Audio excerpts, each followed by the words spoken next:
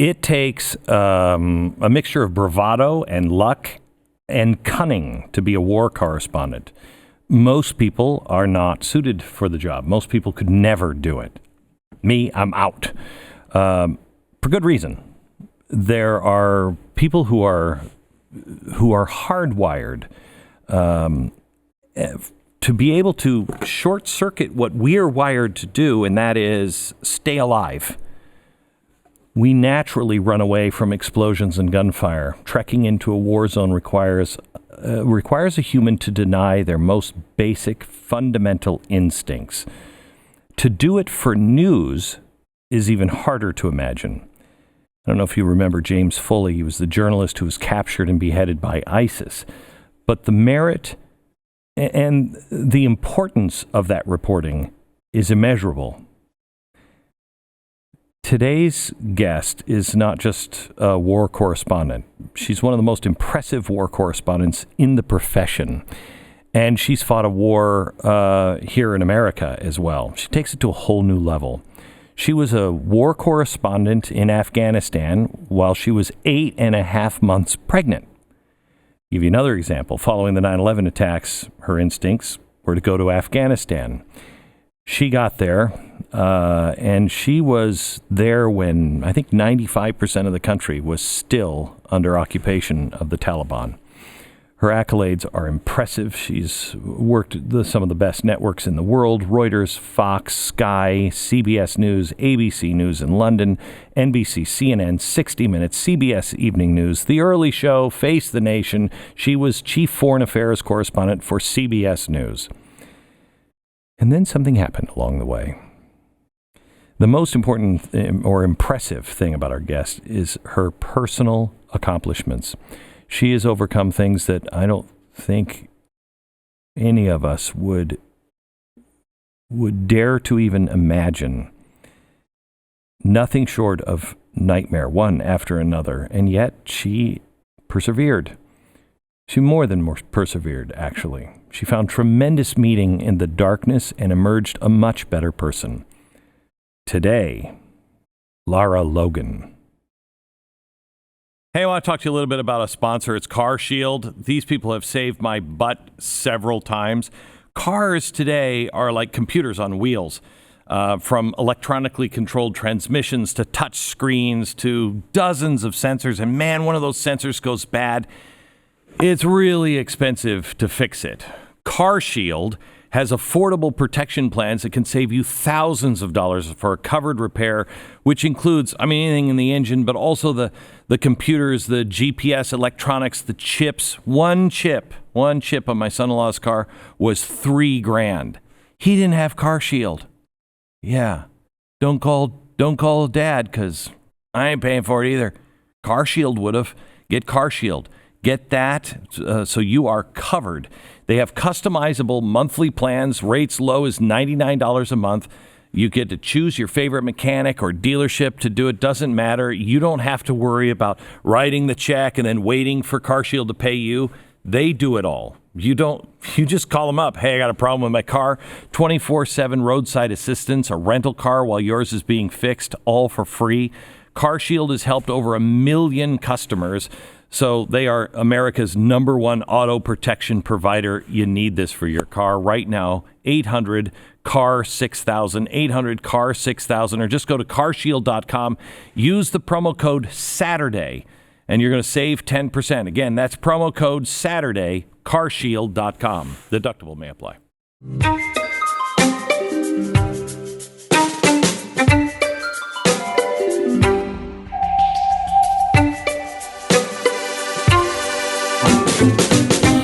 Have had a powerfully interesting life, to put it mildly. My mother would love that. Yeah. I think I want to just start with where you came from, how you got, what your foundation was, to try to understand you, because I admire you, but I don't understand you. I think you are one of the braver people on the planet. Wow. So Tell me about your upbringing. I would say my foundation is really has two pillars. One is love, and the other is respect. And I learned both of those from my family, from where I was born. And it begins in the home, but also in the country where I was born.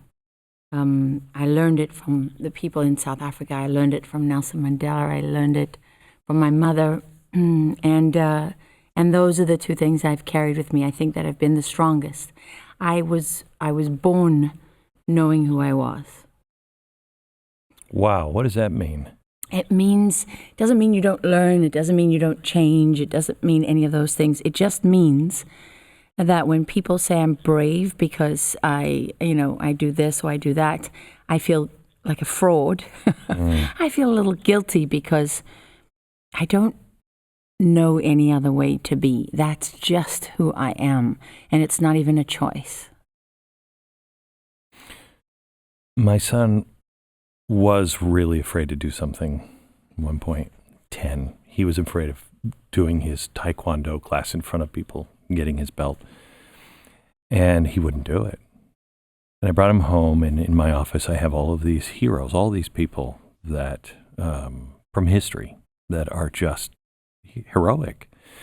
And I sat him down and I said, why do I have all these pictures? And he thought I was going to say, because they were all heroes, they were all strong, they all did it. And I said, and that's what he said. And I said, no, because I think most of them were terrified, but they did it.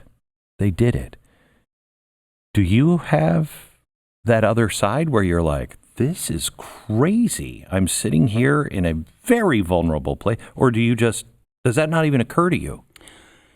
No, it always occurs to me where I am always matters, because you don't do this kind of work and go to those places and make it to the other side if you don't think about that. You have to take it into account. You have to factor it in. But so I think you probably share some of this DNA, right? When you're trying to think about sitting down talking to me, nothing could be easier for you, and yet you're still stressed about it because you want it to be the best it can be of you, and you take that extremely seriously. And it's not easy and casual, right? In a sense, right? It's that part of me, and when I'm out there, I want to do the best that I can do. I can never know enough.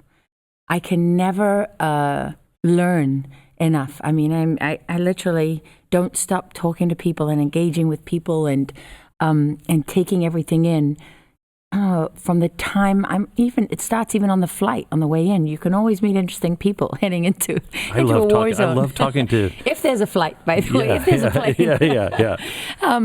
And so for me, that's my focus. I have to make smart decisions. I have a lot of things to consider, and I have to do my job. And that's an eternally obsessive process, and it doesn't really allow time for you to be scared. But it doesn't mean that I don't get scared. It doesn't. I'm not immune to those things. I'm not. I know I'm not bulletproof. I learned that the hard way. But it just means that I don't allow the fear to guide me or define me. So I want to come back to this. I don't want to dwell on the article itself at this point because I do want to hear you talk about it. But the article, Benghazi and the Bombshell, which the headline's not insulting at all. If I read that alone, there's no way I'd hire you. No. That was the point. Right. That was the intent. You were made to look as somebody who's just really power hungry or star hungry, and you'll do anything for your career. And everybody was worried that you were going to get everybody killed. Reckless. Yeah. That's not what I just heard from you. There is the reason why I say that here is because if you were a man, what you just said would have been fine. You know, you're going into a war zone. You're a guy, and you go in, and I'm doing this. But was there a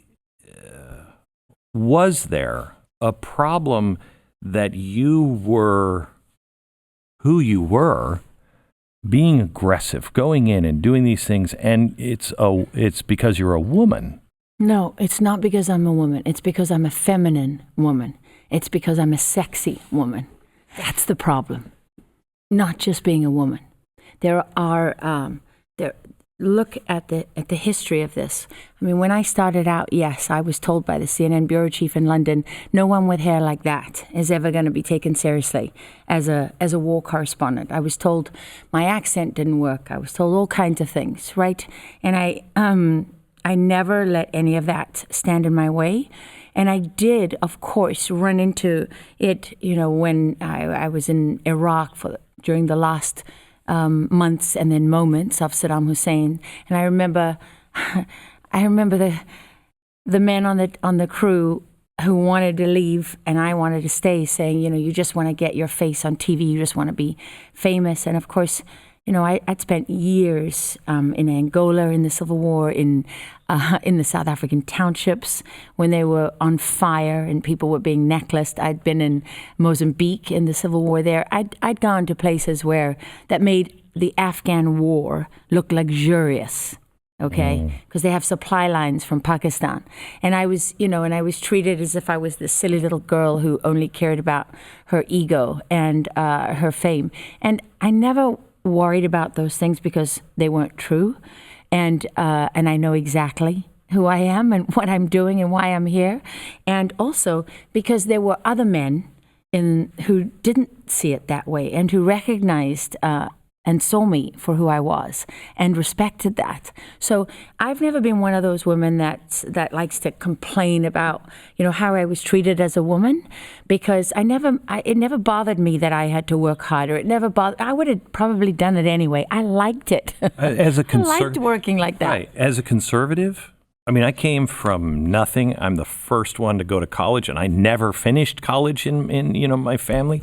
Had nothing. Built it all from scratch. Of course, as a conservative, have had roadblock after roadblock after roadblock. Oh, yeah, sure.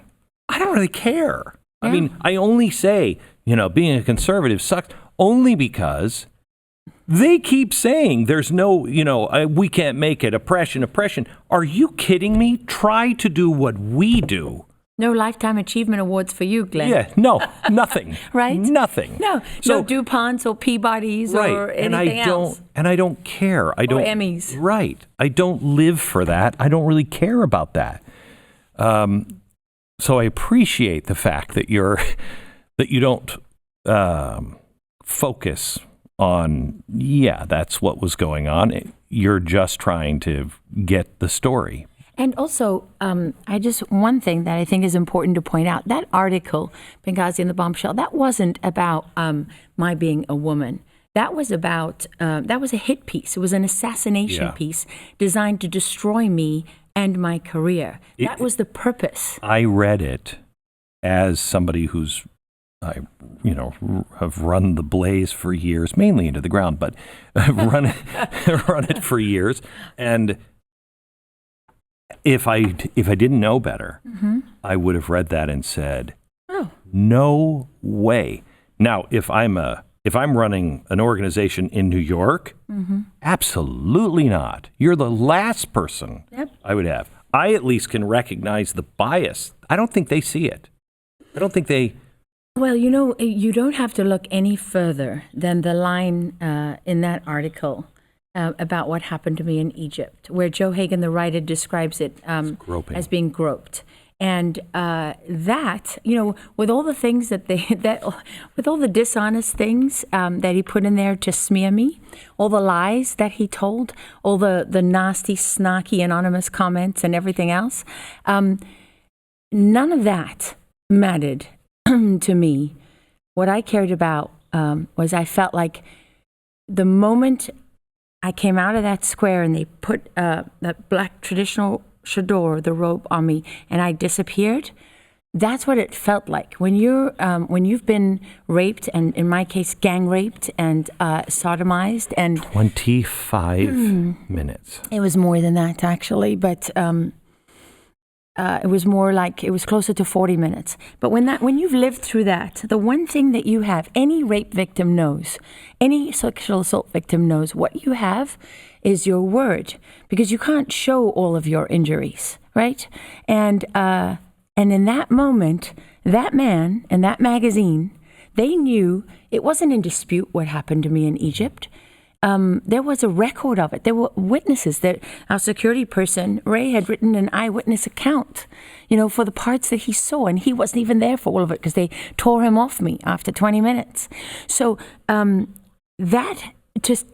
that magazine to stand there and to be lauded by the establishment as truth tellers and warriors for what's right and just in our society and the fourth estate and everything else is to me absolutely unconscionable.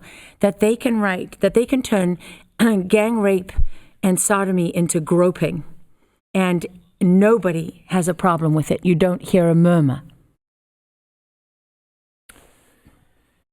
Can we spend a minute there in the square, or just right after? I don't need the details. I got it. But there are a couple things that stood out. You said you held on to your cameraman as long as you could because you felt if you let go, you would die. Tell me about that. Well, the week before, when we'd been there, and we'd been up in Alexandria, on our way into Cairo, we were detained, and we ended up being held in a Egyptian intelligence facility, and cuffed and hooded and interrogated and that kind of stuff. And I had gotten very sick and passed out unconscious when they stabbed me with a needle, threw me on a filthy couch in someone's office.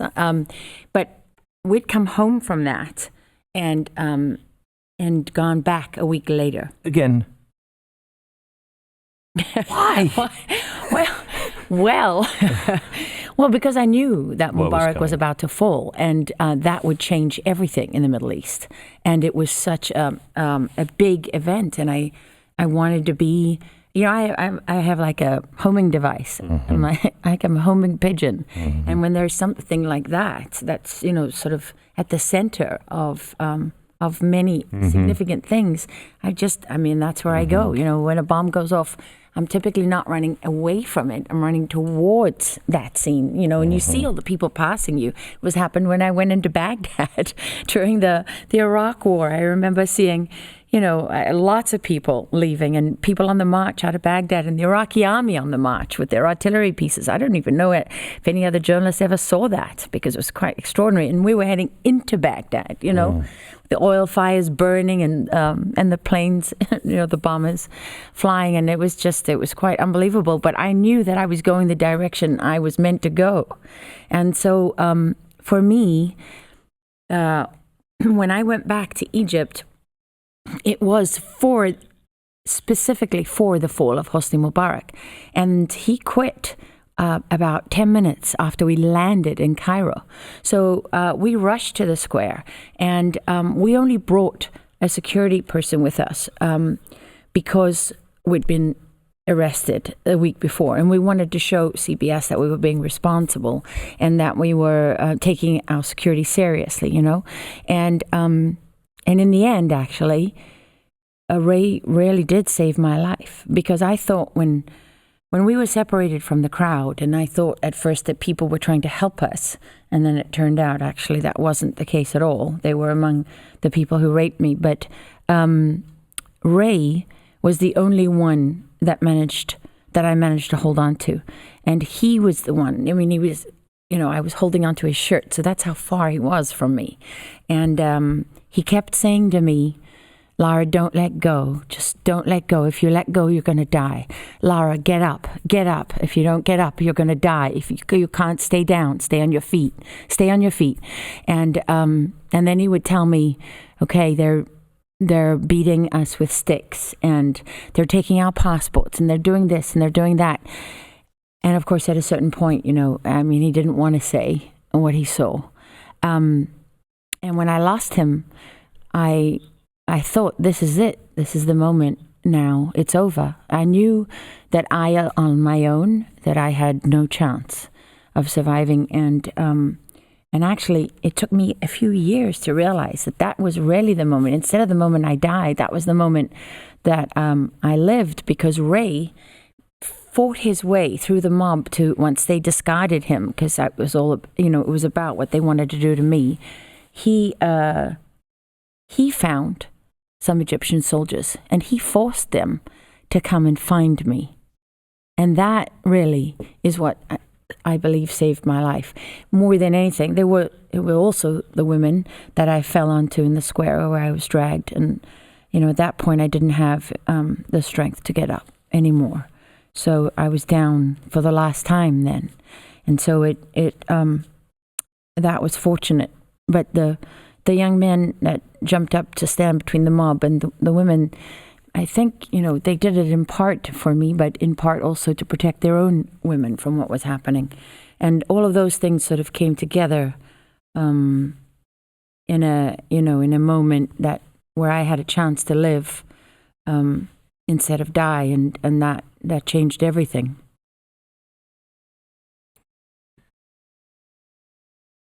Nowhere. I worked at CNN. I know how the Middle East desk works at CNN. And it's, I think, obscene. And nowhere did I hear the real outcry on that. At first they were crying, Jew, Jew, Jew. And the misogynistic culture that is supposedly just as nice as ours. It's not. And I don't understand why the media will kind of just dismiss this, kind of just move past this, allow somebody to say you were just groped, and not at least stop and say, somebody that we've all watched for a long time just had this happen. What does that say about this culture? And what does that say about the radicals that are there? That's not all Egyptians. We know that. The radicals that are there, and the radicals that are in our own country on the left that are okay with this. They're excusing a lot of this. There's never any reflection on something like this. Well, you covered about 1,000 different things there. So I have to pick. I have to pick which one is perhaps the most important. I think you're not wrong when you put radicals on the left and radicals in the Islamic culture together, in a sense, especially when you look at how the propaganda of not just radicals in the U.S., but of mainstream politicians has served the interests of radicals in the Islamic world. And I want to be clear, I'm not saying everybody's radical. I know that. I know that myself. I lived in Iraq for 5 years. I lived in Afghanistan for years, and I loved being there. I loved living there, and I loved the people that the many people that I was close to and shared those years with. But the perfect example of what you're talking about actually took place today. So this is February, 21st, because I don't want to date this. Go to the New York Times and read the editorial written by Siraj Haqqani. Because if there was ever a radical terrorist leader, one of the most lethal of our time. It's Siraj Haqqani, who is the leader of the Haqqani network in Afghanistan, as I'm sure you know. And the Haqqani network has really functioned as the Afghan Al-Qaeda. This man was given the platform by the New York Times to write an op-ed that casts him as some kind of dove of peace. I mean, that, to me, if you want to talk about not just radicals in this country, but if you want to talk about why liberals, liberal people, the left, whatever you want to call them, I hate those words because they sound so judgmental, and I don't mean it in that way. But how else do you explain why a newspaper like the New York Times gives a voice to someone like Siraj Haqqani? Are they that desperate to get out of Afghanistan that they really don't care what happens in their wake, that they're going to legitimize a terrorist leader? I guess they are, because this is the same publication that tweeted on the 10th anniversary of 9/11 that this is the day planes attacked the World Trade Center, right? We're just going to remove the people who flew those planes and plotted that and financed it and et cetera, et cetera. I could go on forever. So I guess the important thing there for me is that I didn't understand how this could happen. And all I did was reporting from the ground up through the Bush years. I wrongly assumed that all the problems happened because Rumsfeld was bad and Cheney was evil and et cetera, et cetera, et cetera. And if we could just get the good guys back again, then all those problems would go away and people would stop lying and people would, stop serving their political interests before, the truth and et cetera, et cetera. And boy, was I wrong. I stayed the same. I kept doing my job the same way. And under Bush, I was, a heroic figure of the media. And when I continued to do it under Obama, I quickly found out that I wasn't the golden girl anymore. I said the same things about George W. Bush. I had real problems with him at one point. I talked I was at CNN, talked about, you want something impeachable, here's what you look at, because everybody was talking about impeaching him. And I had real problems with the way he was running the war, et cetera, et cetera. And I was a supporter at the beginning, less so towards the end, because I thought we really screwed up. Look, war's about killing people. Kill them quickly and end it. Take loitering the breath on the away. objective? Yes, please. But then I went to Fox and I said the same things, except it was about another guy, Barack Obama, and I was the Antichrist. It's that's how it works. Yeah, it is. And it's refreshing to see journalists, and there are very few of them, that will actually look at the facts. I'm not a journalist, and I came into that world from doing radio for years and years and years. And then I come into television, and I don't want to do television. I hate television. And I walk into it naively thinking, oh, well, as long as I have the facts, as long as I can prove it, as long as I can show you, hey, look, don't you think putting this and this and this and this together shows a picture that we should all be concerned about? Or talking about. No. There was no curiosity. There was no one that was really willing to go, I hate that guy. But you know what? You mean kind of like with the whole Russia collusion thing?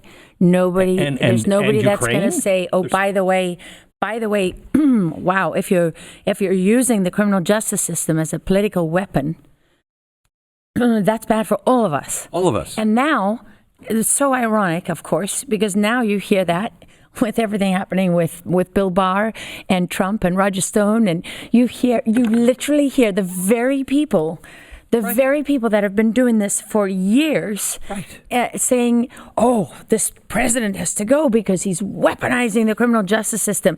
I love how the word weaponize suddenly became part of our lexicon. Yes. When? Nobody asks when. When did we all start hearing people and using the word weaponize? That is a strategic, tactical term used in disinformation campaigns. It comes from the programs this country developed to use against its enemies.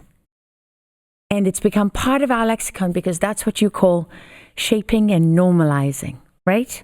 Normalizing. What that word, I wish people would take a look at the strategic document put out by the propagandists from Media Matters for America right after Trump's election, that they would resist the normalization of this president. New York Times can normalize Siraj Haqqani, but no journalist is allowed to normalize Donald Trump. And if they do, they'll be punished, is the word they use, punished. And they've got millions and millions and millions of dollars. They've targeted me. They've targeted you. And they call themselves a watchdog. And the media, the New York Times and others calls them a watchdog. Liberal media watchdog. They get the email. I've seen it happen. They get the email, read it. It must be true. Let's do a story on that. That's like taking a story from Alex Jones. And Alex Jones, at times, may be more accurate than Media Matters. No, it's far worse. I tell you why. Because what's the difference? What's the difference? Media Matters has an information infrastructure. They have a propaganda infrastructure. And they have a research arm. They have a news media arm. They call it the American Independent. It was Share Blue. They have Media Matters, which is their propaganda arm. And it goes on from there. They produce books. They produce data. They have artificial intelligence, algorithms, and apps. They search everything that you've ever said. And then beyond that, they partner with groups like the Southern Poverty Law Center. So they have and Google, YouTube. It's not just. No, they allow them to help them write the algorithms that determine what's hate speech and what's not. So, and when you add into that, so now all of these civil society organizations, groups like the Southern Poverty Law Center that have such, enormous history in this country that appear to represent one thing. How can they be working with a propaganda organization? How can that happen? And they give themselves titles like Senior Research Fellow. I'm a Senior Research Fellow at Media Matters for America, which is what? A propaganda assassination organization, right? Where all they want to do is assassinate not just journalists, but according to them, right? I'm using their words to go after any politician that normalizes Trump, whether they're on the left or the right. And by the way, if they're on the left, they're taking them out too. They want to make sure that no one on the left, no Democratic politician dares to normalize this president or vote with him or work with him or anything, because that's a threat to them as well. Meanwhile, they say nothing about Antifa, the Bernie bros. Bernie, in the debate, the last debate, said, these people that are threatening people online, those are Russian assets. That Russia is right. That's crazy talk. Crazy talk. It was one of his supporters that went and tried to shoot all of the members of the Republican Congress in Virginia. The guys, two of them on his staff currently, that hold that same position. They both are on tape saying they'd pretty much like to do the same thing. One wants to burn Milwaukee down to the ground. The other one says it's time to get your rifle, learn how to use it, and start taking people out. The campaign issued a memo that said, just keep your head down. This will blow over. Where is the press? It's really interesting because it's reminiscent for anyone who knows a little bit of Nazi history of the brown shirts, right? Exactly right. That's what it reminds you of, those kind of tactics. Nobody can have guns except our guys. And I actually saw someone online I was researching the other night was actually calling for, we need Antifa at our rallies. Where is Antifa to protect us? It's really interesting to see that kind of attitude really coming from the left, which is supposed to be gun and anti-violence, right? And of course, the media narrative on this, fueled by people like Media Matters, is that Antifa are the anti-fascists, and they're fighting the fascists. Therefore, they are good, and their use of violence is good because they're going after the bad people. But as someone much smarter than me, actually, on this subject pointed out to me, take a look at their platform, look at their manifesto, look at what they actually believe in. It's not a democratic liberal philosophy. No. It's not. It's actually, are they in favor of freedom of speech? No. Freedom of association? No. Free markets? No. In fact, they're against all of those things. So in fact, aside from immigration, their platform is pretty fascist. If you look at the American Nazis, you look at their platform, talk to, what's his name? Richard Spencer, I think is his name, the head of it. Oh, you're really getting me in trouble now. Right? You really, thanks, Glenn. Yeah. I didn't have enough targets on my back. Just add alt-right, neo-Nazi. Thank you so much. You listen to him. He doesn't believe in the Constitution. He doesn't believe in freedom of property. He doesn't believe in any of these things. He believes in universal health care. He believes in all of they're socialists. So they agree. They agree. They agree. They actually have more in common than they want to admit. Right. They're an alternate to the right. They're an alternative to the right. Oh, I see. Right. That's what it means. Crazy. Wow. Isn't it? Wow. So let me ask you. We're not allowed to have those conversations, by the way. I know. Just the fact that you had that conversation makes you a neo-Nazi. You know that, right? Yeah, I do. Yeah. I do. You know, and I have a daughter who has cerebral palsy. And back in the late 80s, early 90s, I became very sensitive to what people would say and how people would react. I did a lot of volunteer work for Special Olympics and everything, and I became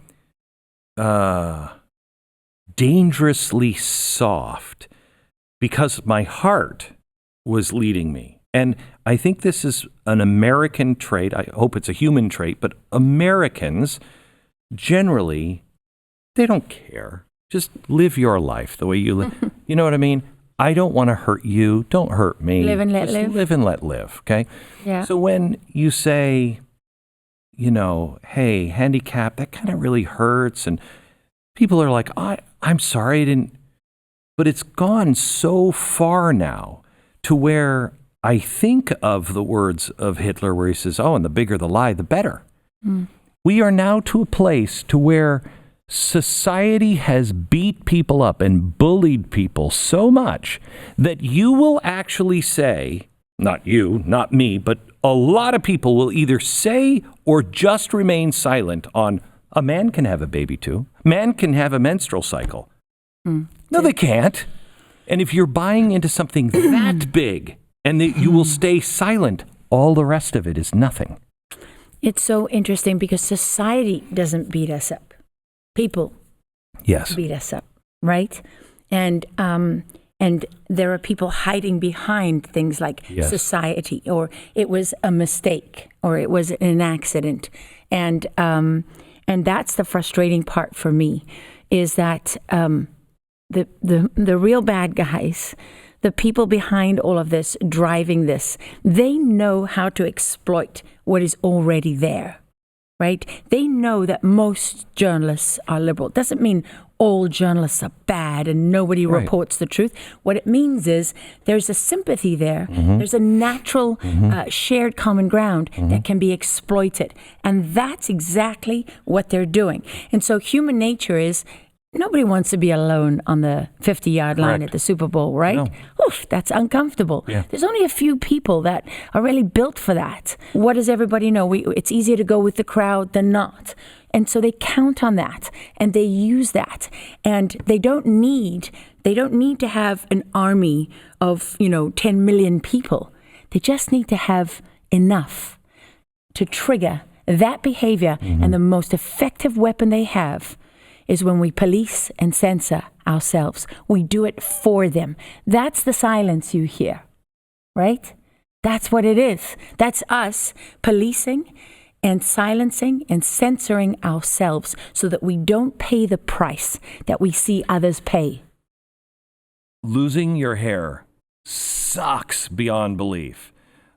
Keeping your hair, it would be really, really sweet. But then going to the doctor sucks. Not as much as losing your hair, but still, you got other things to do. If you're losing your hair, I want to introduce you to Keeps, Keeps. Keeps.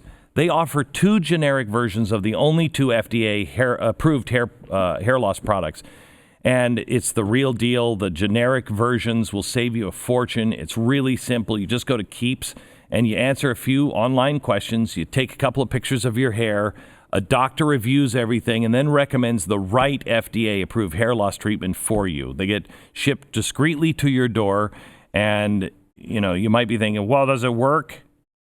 66% of the men experience hair regrowth thanks to Keeps. Losing your hair sucks, but you can do something about it that doesn't suck. Go to keeps.com/save, and you're going to get your first order of Keeps hair loss treatment for up to 50% off, half off. That's keeps.com/save, keeps.com/save. Nobody's paid more of a price than you. Well, there's always someone. You can always find someone. Everybody gets their. Everyone pays the piper, as my mother used to say. Correct. We all pay a price, especially if you're willing to stand up against the other side or your own side. Just say, look, I'm just trying to tell you the truth. You pay a heavy price. I've never been a cool kid. Ever. I was never a cool kid at school. I was never cool. And I always wanted to be cool, but I never was cool. It's a natural drive to be accepted, to want to accept an Emmy, to have somebody go, good job. Oh, yeah. I mean, how does the average person, I asked a woman who's one of the righteous among the nations. Sea of righteousness is in all of us. That courage is in all of us. How do you water it? And she said, you misunderstand. The righteous didn't suddenly become righteous. They just didn't go over the cliff like everybody else. So how do you water, or are you just unique? Are we just freaks of nature? There are always going to be just a few people that are willing to do it. How do you get people to say, it doesn't matter what they say about you. It doesn't. Your job is not worth as much as your word, your name. Nobody wants to be alone. It's terrifying, in a sense. So we all need that in some way, in some form or another. We can say we don't, but we're not being completely honest with ourselves, right? Because a little part of us does want that or need it. So what you do, you know that when you stand up, you're letting everyone else out there know you're not alone. I can do it. If I can do it, you can do it. That's what all of these people have done. Look how Nelson Mandela was a little kid in the middle of rural Transkei, the wild coast of South Africa, mostly dirt roads and cattle. And that man changed the world. Mm-hmm. He didn't start out thinking, I'm going to go change the world.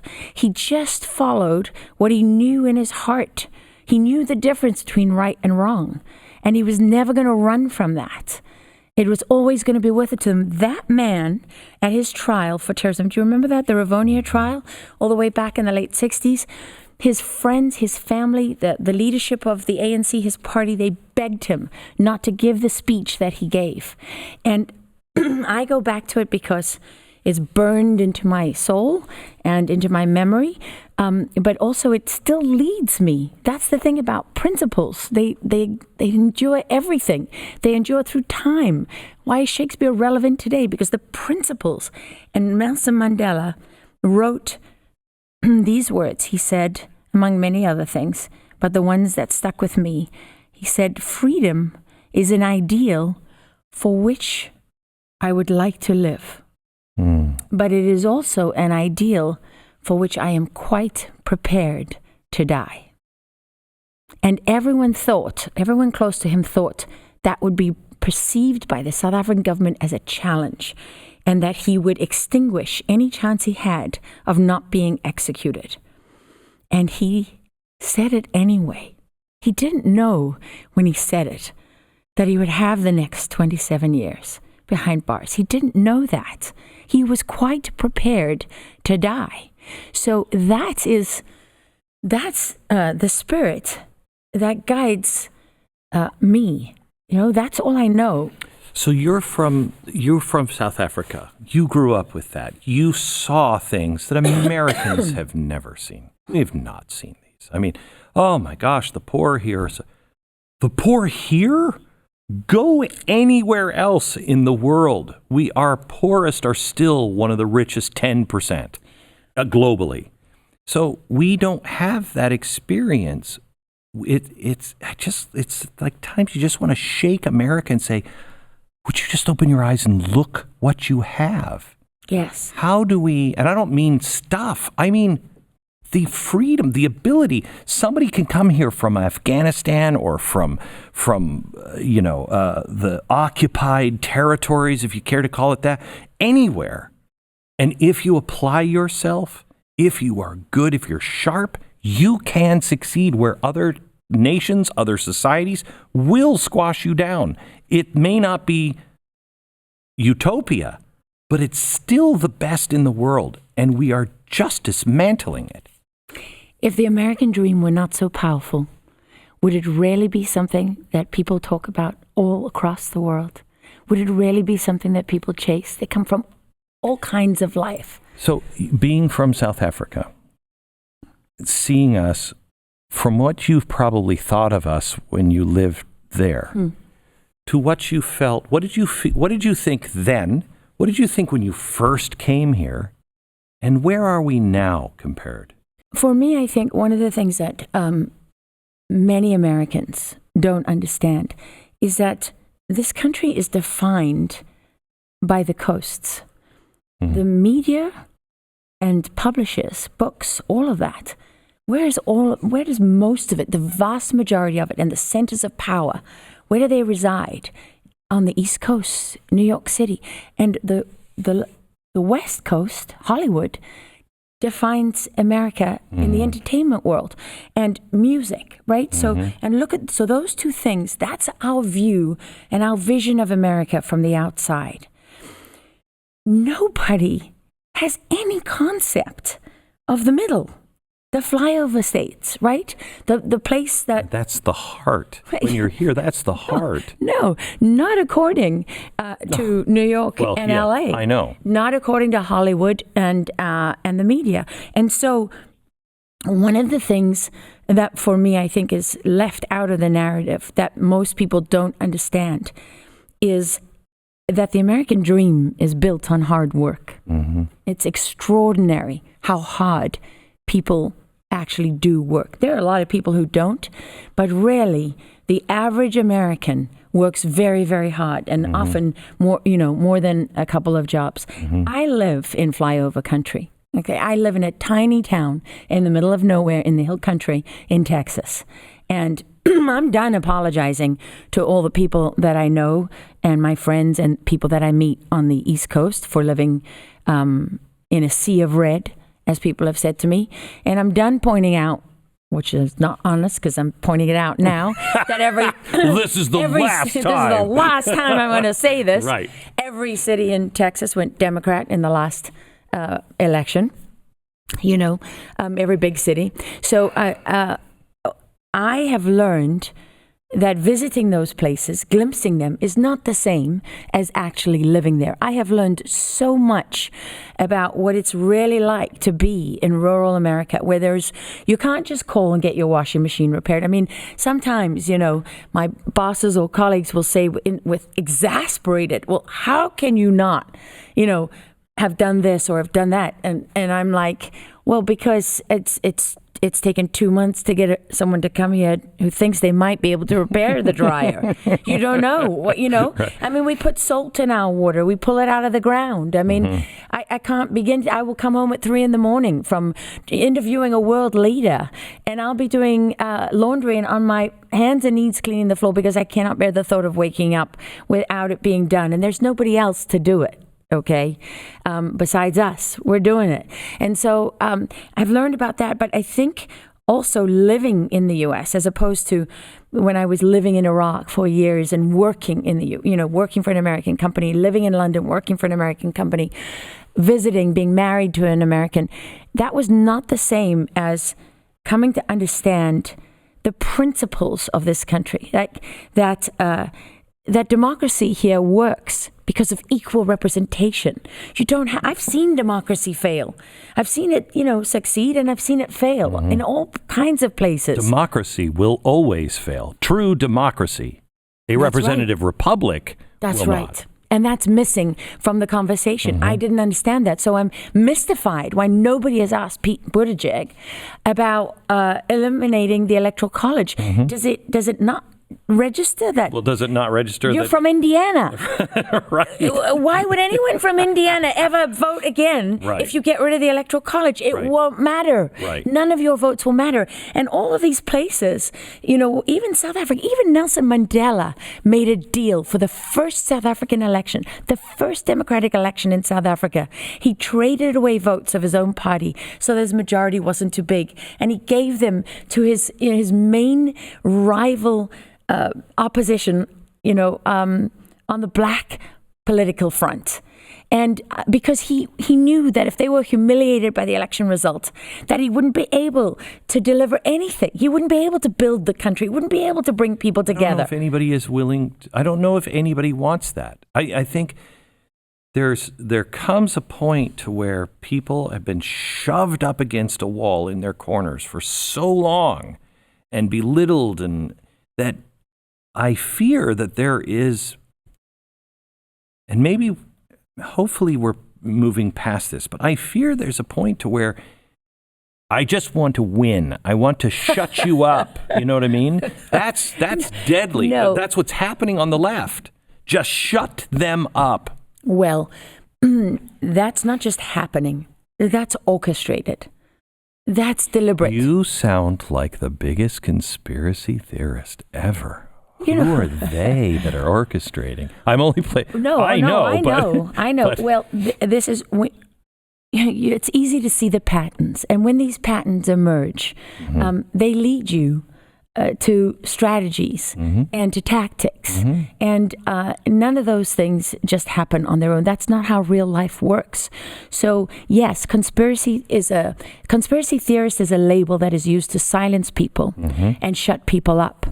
And you're only a conspiracy theorist, by the way, if you're conservative or you're on the right, or what you're saying is something that echoes on the right, or that people on the right agree with. It doesn't hurts the left. If it hurts the left. Well, and particularly hurts the progressive movement. Yes. Because I think there are a lot of people in the middle, there are a lot of people on the left, on the right, who would want to have these conversations, be willing to have them if they could. We should define. I look at the left as the scary group of people that are not looking for a new American chapter. They're looking, America is bad, shut it down. I say that's left. Then from that is the progressive, autocratic kind of left. Then the liberal.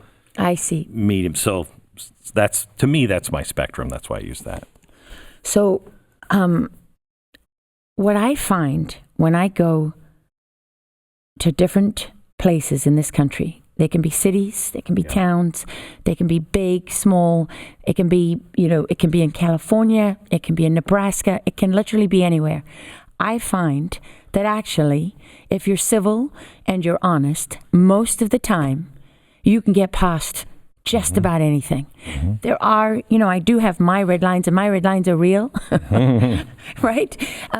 But when the conversation just disintegrates into emotion, that's when you know It's over. that you're not dealing. Yes, it's over. You're not dealing in the realm where someone wants to have a conversation of substance. And look at that. Look at that as in the context of a smear campaign and pressure tactics and propaganda, right? Look how that happens all the time. Go back and read the document produced in I think it was 2012 about gun control and how to guide people through that movement to make your case. It literally says in there, don't take on this argument. Don't take on the Second Amendment argument. Don't take on this because that doesn't work. Use the emotional argument. It's, and that's the playbook. And it's the playbook across all different kinds of platforms. And you know how I can prove this isn't a conspiracy? Because those documents exist. Yeah. Read the strategic plan for Media Matters for America in the wake of Donald Trump's election. Look at their editorial priorities. Terrifying.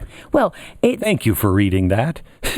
Well, and I don't understand how so many people affected by this haven't read it and familiarized themselves with it, because look at the editorial priorities.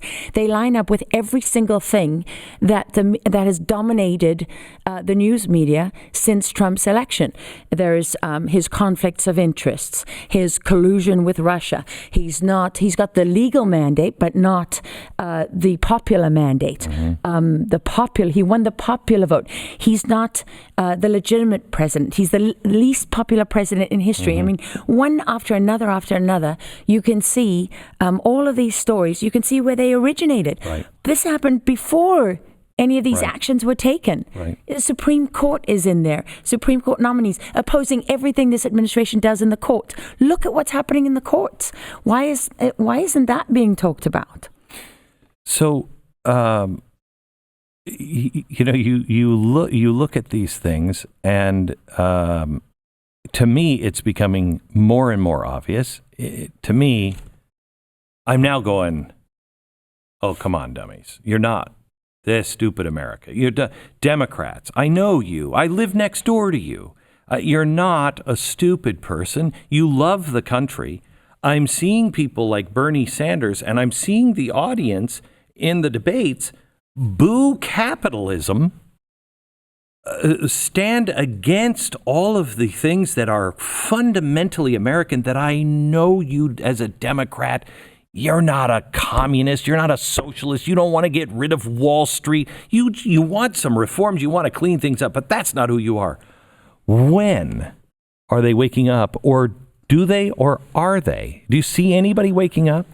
You know what I see from my experience? I mean, capitalism offers many opportunities, but what was I just saying? It's also about hard work, right? And anyone living the American dream knows what a struggle it can be, right? And it's exhausting. And for me, I at least have a lot of great things in my life that make up for that struggle, that make it worthwhile. Not everybody does, right? I can see light at the end of the tunnel. I get to do amazing things. Not everybody does. So what I see is that these ideas, they're incredible ideas. Who wants anyone to die because they can't afford medical care? Nobody. Who wants any child to go to school hungry? Who believes that being saddled with, extraordinary amounts of debt and an education that makes you unemployable, that renders you almost useless and no ability to pay, who thinks that's a good idea? Who wouldn't give free health care, free college tuition? Wouldn't you want all of that? Yes, as ideas, of course they catch fire, especially with the youth, because they're great ideas. And I believe in all of those things. But there's a moment when reality comes up against ideas, right? And that's what you're talking about. And that's not what many people who escape into that world want to address, because it's just hard. What's the other thing that those ideas really do? They take responsibility away from the individual. And personal responsibility is one of the most exhausting and important and powerful things ever. In fact, if anything defines this country and Western civilization, in a sense, it's personal responsibility. Yeah. Taxes, not a big thing, not popular across the Middle East, Right. and and Afghanistan and places like that, right? And in many parts of Africa, I mean, people just look at you like, of course. Anything we can do to not pay taxes. Nobody likes paying taxes, but in this country, you accept that paying your taxes is a critical part of funding the country and the lifestyle and the values that you believe in, right? Not so much, right? You try in Afghanistan, it's a badge of honor to get out of paying any possible tax of any description. So it's easy to see how people. It's not that people are standing up saying, "I reject everything that America is." It's more that this idea is like a lifeline in a way. I think we homeschooled our children. Oh, good God Almighty! That's a lot of work. Can you cut me some slack? And I had very little to do with it. It was mainly my wife. But good heavens, I think when people say I can't homeschool, there are some who can't. They really can't. But I think there's a lot of parents that don't want to, and they'd rather just this idea of having your kids, having them taken, and they're in school for a few hours, 8 hours a day. I can do my thing. Somebody else is teaching. They think there's a partnership there. They don't see that as a possible adversarial role the school is playing. You know what I mean? Yes. And they're and it's a relief. I don't have time to do it. I don't know if I'm qualified to do it. So just take them, educate them, and bring them back. And we have this naive trust that, well, we're all on the same page. We all believe the same thing. They're not going to teach them anything harmful. And we're sending them into the lion's den now. Well, it's a very interesting point, the way you put it like that. I mean, I will say we homeschooled my son. I say homeschooled. That's so dishonest in a way, because actually I found a fabulous woman to teach my child for a year until she said, okay, I've reached the end of what, they talked and they agreed it was time. He wanted to go back to school because he wanted that social part of it. And my son is incredibly smart. Off the charts, but also severely dyslexic. So he's always been in that difficult place where he's so far beyond his peers in many respects, but also so far behind. And he's painfully aware of it. So he was, we were very worried about him and doing the right things for him, not messing it up from the start. But I can honestly tell you that if I was the one homeschooling him, or my husband, I mean, that child would not be reading right now, because it's just, we're just not built to be able to do it. It's overwhelming. However, I agree completely with you that this idea of a partnership is misplaced in many respects. And it is under the system that we have now. Yes, it's better with private schools because many private schools are forcing the parents to come in. No.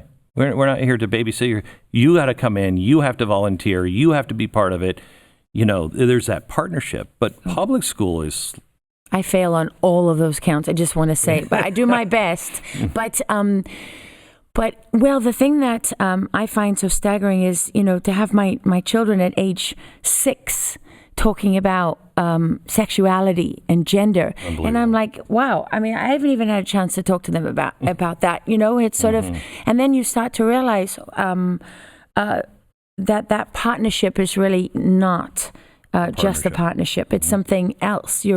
But the world that they live in, that's also the world that they live in. So I try really hard, with my children, just to be as brutally honest as I can and not hide away from things. And we get into it sometimes. I mean, even though they're 9 and 11 and 15. No. I think kids now are much more wise, but much more aware aware of things, not yes, wise, not but, not necessarily wise. World wise. My son rescued a baby bird, and we did all the things with it, and then he wanted to give it a name, and he said to me, I said, "What are you going to call it?" And he said, "Well, I don't know, Mom, but it'd have to be a transgender name because we don't know if it's a boy or a girl." And I said, "For crying in a bucket, child, this bird is either a boy or a girl. Pick one." Can we go back to politics and Ukraine? What was that all about? Sure. Well, there's still a lot we don't know. And so I hesitate. I don't want to sound like I'm stating things definitively. The signs are all there, though. One of the big indicators that I've learned to recognize from experience is that the louder the protest, the stronger the cry, the bigger the crime. Mm-hmm. You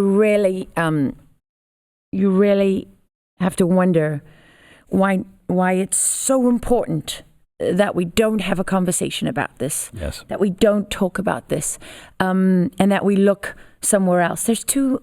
It's if you take the politics out of it, and I know that a lot of people, just won't see it that way. But for me, what are the principles that you're looking at here? Mm-hmm. And there's an overwhelming amount of evidence and indicators that what was happening there was worth looking at. You said at one point, I don't remember which podcast you were on, but you were on a podcast, a conservative, and I think you took on Barack Obama. And you questioned Afghanistan, I think, his policies, or the Taliban, I think. And you stated, well, this is the end of my career. Yes, this is professional suicide. That's right. That wasn't just taking on that. That was where I talked about journalists. Most journalists being, liberal or Democrat. Have you kind of just gotten past that now? Are you, No. talk about, should a journalist talk about politics? I mean, if I asked you what you think about Donald Trump, should you answer that? Well, my answer to that has always been when I'm reporting and I'm in my role as a journalist, I have a responsibility to make sure that I separate opinion from facts, and because there's only one truth. There's only really one set of facts. We either sat here and had this conversation or we didn't, right? Mm-hmm. And people like to say, no, the truth depends on where you come from or, what the color of your skin and whatever. No, actually, it really doesn't. Your perception of it, how you feel about it, that is affected by those things. But the truth itself, there's only one, right? And so it's a misunderstanding of the advertising idea of reality. What is it? Perception is reality. No, it's not. No. It's not. In advertising, it might be, but in truth, it's not. You can make it feel real, right? But it's still not real. Yes. And that's our refuge as journalists, right? That's what protects us from our own bias, is that's the thing that we're working to find. And if you stick with that and just go wherever that thing called the truth, wherever it takes you, that's what, to me, defines us at our core. I mean, the best of us, right? That's what a journalist, at your best, that's what you aspire to be. And so that's how I got into trouble because I'm not a political operative and I'm not a political activist. And in fact, I'm not an activist. I'm a journalist, right? And I'm not a lawyer in a court of law trying to prove something is true or not true. And I'm not a strategist. I am a journalist. That's what I do. So, and it's so important because I've always said that everything I've done in my career, no matter who I've worked for, whether it was at a newspaper in South Africa or at 60 Minutes, I do my job the same way. I'm still looking for the same thing. It's called the truth. And I have enormous respect And I'm very grateful to have worked where I have worked, to have been at 60 Minutes. But at the end of the day, I never really worked for 60 Minutes or CBS. What I worked for was that thing that I was pursuing, that every journalist who's looking for that and cares about that wants to find. And what people want us to believe is that there's two separate sets of facts. There really aren't two separate sets of facts. There's only one truth. And if you separate your opinion from what you know to be true, then I think that's fair enough as a journalist. We do it all the time. At 60 Minutes, what we would say, we'd do things like, we'd say, over the week we spent with so-and-so, what we noticed was, or in all the time we've been covering the war in Afghanistan, 19 years now, we'd never encountered anything like this. Right, so the audience can tell, the viewer knows you're giving your opinion, your observation. I love how people say journalists are not supposed to ever give their opinion. I was savaged for it when I made a speech in Chicago at the Better Government Association. And the speech, actually, I spent an hour and a half talking about the return of Al-Qaeda to Afghanistan, which is a story I'd just done on 60 Minutes. I made a passing reference to Benghazi. That was brief. I said, that I think I said something like, I hope we're doing more about Benghazi than we say we are. Hope there's something we don't know about, because if you're not, you're sending a message of weakness to your enemies, not one of strength. And considering that was the first U.S. ambassador murdered in over half a century, that was the basis on which I was saying that. And the context was that the administration at the time was saying Al-Qaeda was finished and done and diminished and over, and created this false thing called, core Al-Qaeda, as if the core of Al-Qaeda, was only in Afghanistan and that's the only thing that mattered, except there was no core. And the number 3 in Al-Qaeda was in Yemen and had never been in Afghanistan, never been based there. So, it was all just a pack of political dishonesty and deceit. And they focused on that comment about Benghazi and used that to smear and target me later when I covered Benghazi and say, you see, she was biased and right-wing and a conspiracy theorist from the start, and she should never have reported on that story. Well, good Lord, if that's the standard, what about all these journalists being asked for their analysis? We call it analysis, and we check the box and say, okay, we're still objective journalists, not giving our opinion. We're just giving our analysis. And that is, you can give analysis based on your reporting, and that can be separate from fact. But that's a real gray area there. And to say those are mutually exclusive concepts is that's giving yourself a free pass to me, right? And if you look at newspapers, they have opinion pages. In fact, the Washington Post's opinion pages have exploded, right? They've expanded the number of them. There's just about as much opinion in the Washington Post today as there is news. And in fact, and then if you add the fact that the news reporting is infused with opinion that's presented as fact, correct, then you're getting into opinion. Crazy numbers. It's almost all opinion. And what could be more dishonest than to present your opinion as a fact? Correct. What's the future of the media? I always say I'm not a prophet when I get asked questions like that. What's the future? What's going to happen in the war? I don't know. I'm going to look at my crystal ball. Should I know, Glenn? I don't know. I'm not a prophet. I mean, when I say that too, I'm also not a visionary. I'm the guy you send in when you want to know what the hell's going on. That's me. So let's approach it that way. Back in 2005, I started seeing real signs of division and trouble coming in the country. And I started doing my homework, and I read up and studied as much as I could on revolutions in countries and how they start and how they're fomented and what things do you need to control to be able to do it.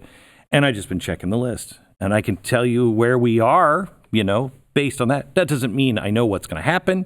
It's just I can see this progression. And by watching it, if I were in the belly of the beast, I would know even more. You're in the belly of the beast.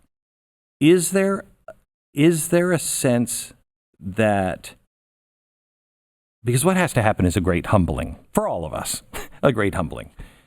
Is there a sense of, are we part of the problem? Is there any sense of... Do you see it? I don't. I'm asking you. No, but do you see it? No. I mean, if it was there, you would see it.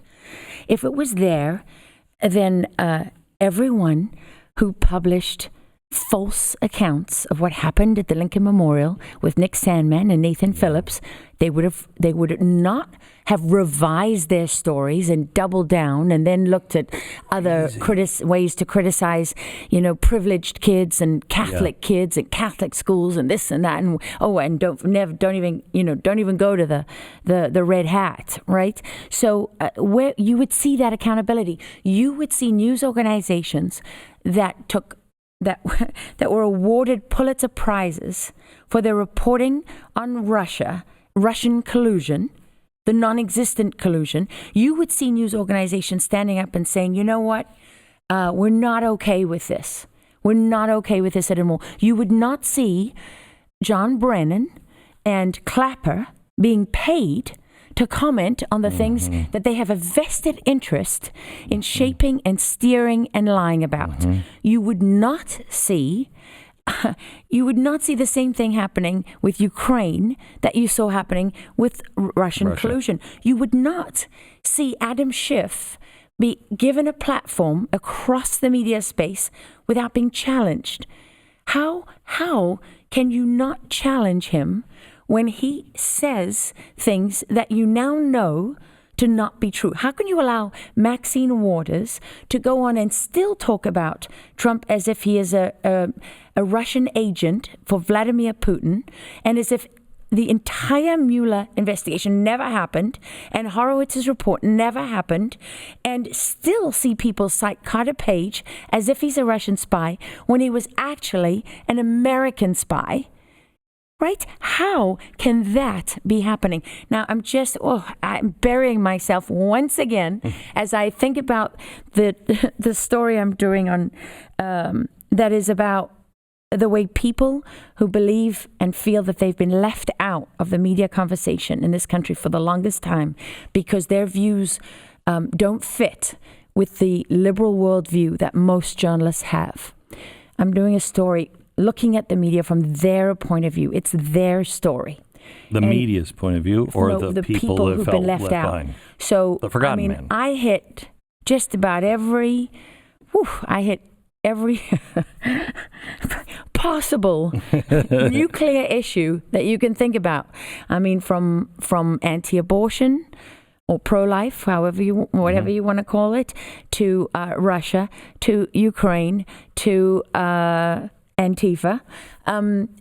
If I know, I know the attack is coming, and this one has to be bigger, and it has to be worse, and it has to be more effective. And they don't, when they come for you, they don't just want you to lose your job. They want you to lose everything. Everything. Your reputation, your future, your ability to feed your children, to keep a roof over your head. They want to annihilate you. I think they call it cancel culture. So I know it's coming, and this is treacherous ground, and it's hard. I'm very uncomfortable reporting on my own profession. And as you know, especially my opinions out there on this, I've said a lot about it. And so I have to take that into account. And it's fraught with conflicts of interest. And the news smear, right? Have you seen it? They're using it on John Solomon. He didn't properly disclose his conflicts of interest. So it's not enough to disclose it. Someone is going to make a subjective judgment about whether it's properly disclosed or not. And he wasn't.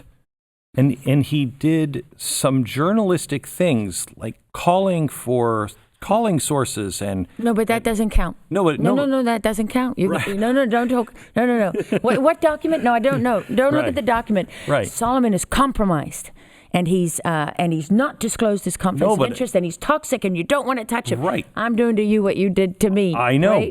but the Hill is actually saying that because he did that, because he actually was stepping into the circle of a journalist and saying, this is not just my opinion. I reached out and I talked to this person and this person and this person, and here's what they said.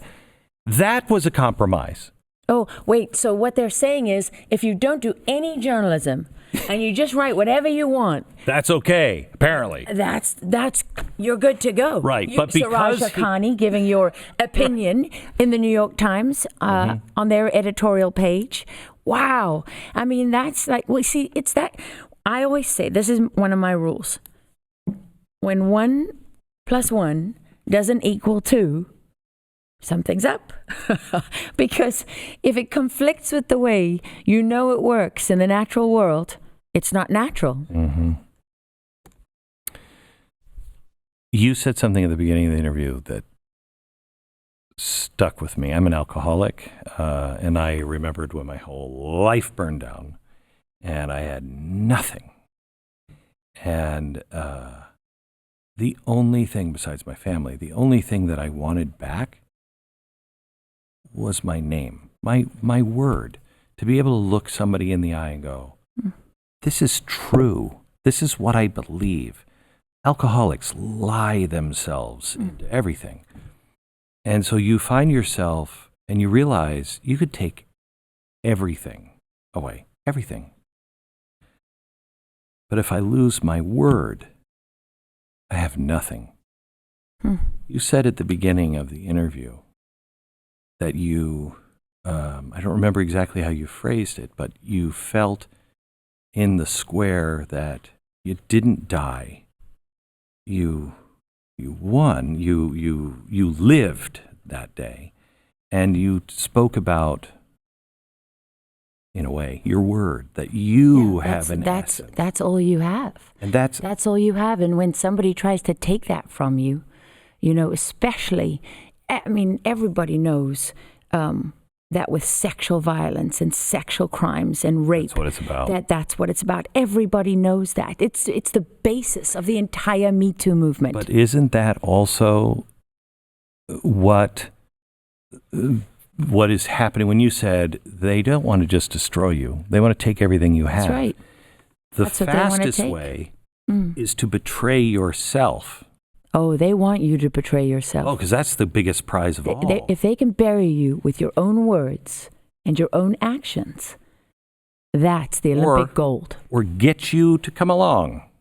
Just get you to come along and say, you know what, I thought this, I think this. Play along. Doesn't that doesn't that crush your soul and who you are if you know? Oh no, you know what it's called? There's a tactic. I'll tell you exactly what it is. When they have you on the ground, in the dirt, on your back, with nothing, and their foot is on your throat, they reach forward with one hand, and they see if you take it. And if you take it, you're theirs forever. You can have it all back. You can have the glory, the recognition. You can be, wined, dined in Washington. You can get every award that your industry has to offer. You can have it all if you take the hand. And if you don't take it, they never stop coming. That's the story of Jesus in the desert with the devil, with Satan, where I'll give you everything. At his most broken place, I'll give you everything. You can have it all. Just do this one thing. Just say this one thing. So you know who didn't take the hand? Mike Flynn didn't take the hand. You can see who did. Just name him among his peers. Who did? Who took the hand? There's a few of them, right? And I will say, full disclosure here, Mike Flynn, I have known Mike Flynn for a long time, and I love him and respect him and his family. He is a great man. And I without ever knowing any of the details, I knew from the very first moment that Mike Flynn never lied. That man doesn't have that DNA. He has that most underrated quality of consistency. He is always the same. And he must have been the greatest threat outside of Donald Trump because they went for him first. Can I just ask you about your husband? Yes. Tell me about him. Well, Who did you marry? Who did I marry? I mean, you don't have to give me the name. Just tell me. It's so funny that you ask about him because the Daily Beast just tried to smear him and target him, and it's oh my and there was a celebration on Twitter. This article is ridiculous. It's just a total joke. How do you handle that? My wife, farcical. If somebody came after my wife, I would go out of my mind. Oh, well, there's not a single thing in there about my husband besides his name that's actually accurate. Not a single thing. It's just a joke. And they've been going after my husband for a while, but he's a big boy. He can take care of himself. Public life? Why? He was in the army for 23 years, and he's retired, and all he does is get on my nerves. And get in my way. Yeah. Oh no, I'm just kidding. Of course, you know that. My husband has been at my side through thick and thin, through everything. He picked up the pieces of the out of the dirt of Tahrir Square, and through breast cancer, and through my father is very ill, and he's my husband, and through all the children, and he's committed to his family, and he is a decorated veteran. Actually, who spent many years deployed. I met him in Afghanistan, and we didn't fall in love until my last few months of being in Iraq. They tried to say that they tried to discredit my work by saying that suggesting that my husband was feeding me stories in Iraq. And of course, I lived there 5 years, and he was there for about the last 8 months. And I hadn't seen him for years or even talked to him. It's just such a joke, the way they do this. But my husband is the recipient. He'll hate this that I'm talking about this. He's the recipient of the Soldier's Medal, which I don't know if you're familiar with it, but it is the highest award for valor in peacetime. Wow. And it's the least awarded medal of all. And you have to have put your own life at such significant risk of dying in order to save someone else's life. And that other person has to be inescapably in peril. In peril, that were it not for your action, that person would be dead. That's the sort of the standard for it. It's funny. He was asked that once by a group of sergeant majors when he was being interviewed for a position in their unit, and what he said was, "Well, I don't remember a whole lot." And so they were like, "Well, tell us what you remember." And he said, "Well, he was in a subway in D.C. at the time. He was working at Fort Belvoir." And he was in uniform because he was on his way home, and a woman fell onto the tracks and cut her head open as the train was coming. And he said, basically, I don't remember anything after that. And obviously what people witnessed him do was to get down in front of that train, and nobody understood how he survived. She was, I think, not able to, she couldn't move, and so he picked her up and gave her to the passengers on the platform, and barely made it out of there. But actually, people in the subway reported that to the Pentagon, and they spent a few weeks tracking him down. And my mother-in-law, Phyllis Ann, was at home in, I think, Kerrville, Texas, when she got a phone call saying, is this person your son? And was he, in this place? She had no idea. I don't know. They had to find him to let him know. And he didn't tell anybody? Not even the family? No. People act these days as if there's no such thing as any respect or regard for secrecy or classified information. And that's something that people like my husband take very, very, very seriously. I don't know most of what he did in his career. It really doesn't matter, Mm-hmm.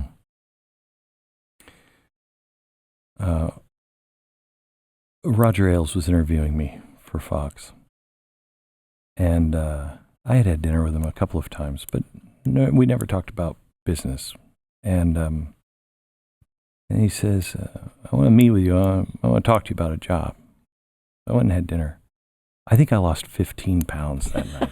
Why? It was the craziest damn interview ever. The first question he asked me was, what do you think of the 1972 peace accords with Nixon and China? And I'm like, I don't know. And I said, not up to speed on that. And then he said, tell me what you think the greatest achievement of the Eisenhower administration was. And I looked at him, I sat there and I thought, and I said, Roger, I could play this one of two ways. I could bluff and talk about his farewell speech, but I know you'd know I'm bluffing. I could do that and roll the dice, or I could just say, I don't know. I've never thought about it. Never thought about it. And probably destroy the interview. And he said, what are you going to choose? And I said, well, I've already chosen at that going point. for option number 2. And he sat there and he said nothing to me for 10 minutes. Dead silence for 10 minutes. Wow. He pushed me up against the wall on everything. I mean, just. And I thought, I'll never see this man again. And he got up and he said, what I would like to say to you, it is really, truly rare to sit down with someone who knows what they believe, knows who they are, willing to admit what they don't know. It's a pleasure speaking to you. Thank you. That was very classy. It's true. Thank you. It is rare, Shouldn't be. but it is. It is. Only people who are truly comfortable in their skin are willing to do that. You only get one skin. You only got one. So, there's a few things that change. I always used to say I want to be taller. Now I'm, older and fatter and I can't see anything unless I've got a spotlight on it. My children tell me I'm not fat. You're not fat, Mom. My children tell me I am. I pay mine. I bribe them relentlessly. I keep telling them they're only going to get my best regards and my will. So you know good what? luck with that. You'll love this. My son says to me a couple days ago, "Hey, Mom, who's this guy? Mike. What's his name? Bloomberg or something." He said, "That guy gets shit done, Mom." I said, "What?" He said, "Oh no, I get his ads all the time. Let me tell you, Mike gets shit done." I was like, "You're 11," and my 15-year-old's like, "Who? Mike? Who?" Classic, right? Thank you. Thank you.